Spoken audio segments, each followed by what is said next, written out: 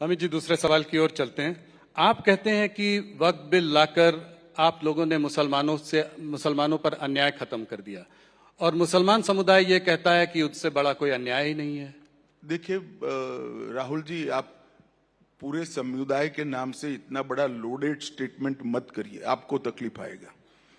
मुसलमान समुदाय ऐसा नहीं चाहता है उनके साथ अन्याय है, कुछ गिने चुने नेता चाहते हैं। मैं आपको दो चार सरल सवाल पूछता हूं जी। अभी का जो वक्फ का कानून है, इसके अंदर महिलाओं के लिए कोई कंपलसरी प्रावधान है क्या? आना चाहिए या नहीं आना चाहिए? इस देश की मुस्लिम महिलाओं को वक्फ बोर्ड और वक्फ काउंसिल में हिस्सा मिलना चाहिए या नहीं मिलना चाहिए?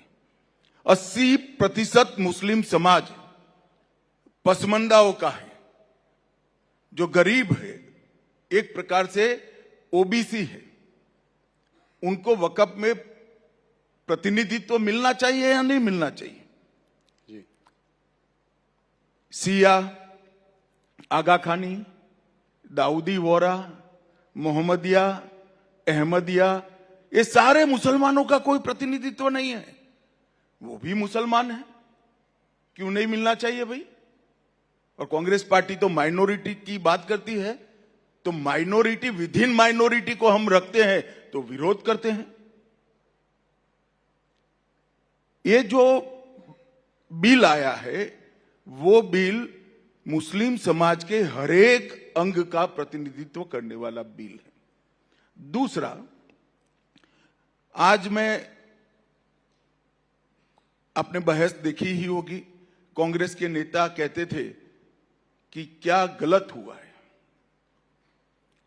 मैं आज देश की जनता को टीवी 18 के कार्यक्रम के माध्यम से बताना चाहता हूं कि आजादी से लेकर 2013 तक, आजादी से लेकर 2013 तक, इस्लाम जब से भारत में आया तब से जितनी वक्फ में भूमि वक्फ घोषित की गई, वो 18 लाख एकड़ थी, जिसमें मुगलों के पहले से भी जो वक्फ हुए हैं वो सारे आ गए, क्योंकि दिल्ली में तो वक्फ सल्तनत काल में हो गया था। और 2013 का कानून आने के बाद 18 लाख एकड़ में 21 लाख एकड़ भूमि और बढ़ गई। तो यही बताता है कि 2013 के कानून में आपने ऐसी व्यवस्था करी जो न्यायपूर्ण नहीं थी। किसी की भी भूमि को आपने वक्फ घोषित कर दिया, चाहे भूमि हिंदू की थी, पूरे के पूरे गांव वक्फ घोषित हो गए जिसमें लोग रह रहे हैं। कहीं मंदिर, 1500 साल पुराने मंदिर वक्फ घोषित हो गए जहां पूजन अर्चन होता है। इस तरह से कैसे चल सकता है? और ये 2013 के पहले नहीं था। 2014 के चुनाव के एंड मौके पर कांग्रेस पार्टी ने अपनी वोट बैंक सुनिश्चित करने के लिए काम किया था। और मैं आपको कहना चाहता हूं, सारे मुसलमान भाई भी मुझे सुनते होंगे, ये 39 लाख एकड़ भूमि हुई है।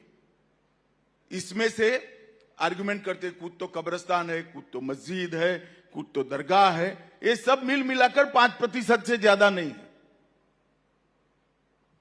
39 लाख एकड़ की भूमि से राजस्व क्या मिलता है, आय क्या मिलती है? 123 करोड़ रुपया। रेलवे और सेना से बड़ी भूमि है भाई ये। तो ये आय कहां जा रही है? जो बैठ गए हैं वो भ्रष्टाचार करते हैं, क्योंकि ऑडिट की व्यवस्था ठीक नहीं है। हमने कानून के माध्यम से ऑडिट की व्यवस्था ठीक करी है। कानून के माध्यम से मुस्लिम समाज के हर तबके को इसके अंदर प्रतिनिधित्व दिया है। और उनका एक बहुत बड़ा आर्गुमेंट है कि हमारे धार्मिक मामलों में दखल देना। राहुल भाई, इससे बड़ा झूठ कोई हो नहीं सकता। वक्फ जो है वो वाकिफ बनाता है और मुतव्विल इसका मैनेजमेंट करता है। वक्फ बाकी सारे धर्मों के हिसाब से देखे तो ये ट्रस्ट है। ट्रस्ट तो उसी का होता है जो वो बनाता है। वकफ उसी का होता है जो बनाते हैं। इसमें कोई नॉन मुस्लिम रखने का प्रोविजन हमने नहीं किया है। पर 2 मेंबर वो तो आपने डाले हैं ना? वो वकफ बोर्ड में डाले हैं और वकफ काउंसिल में डाले। वो कहते हैं टेम्पल ट्रस्ट में। सुनो ना भाई, टेम्पल ट्रस्ट है ना जी।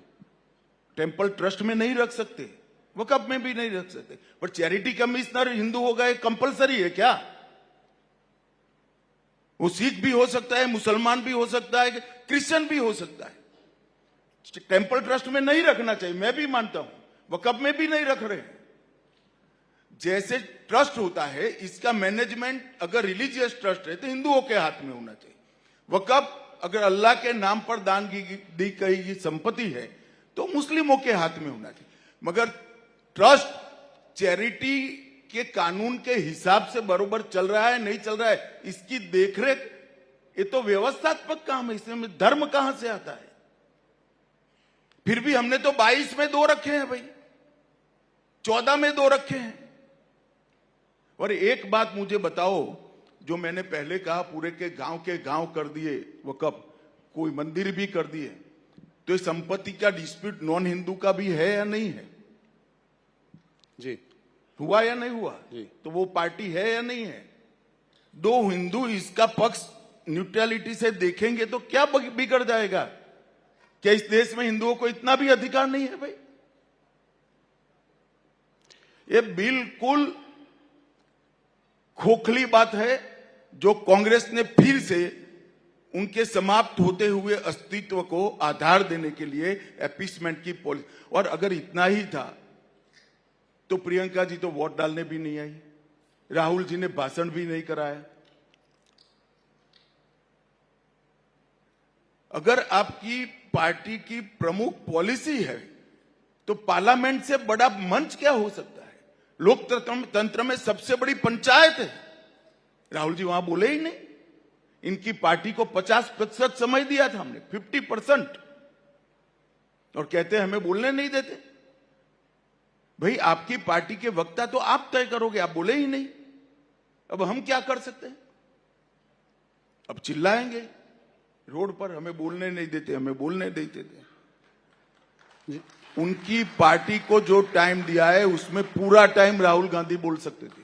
ना उनकी पार्टी चाहती है ना वो चाहते।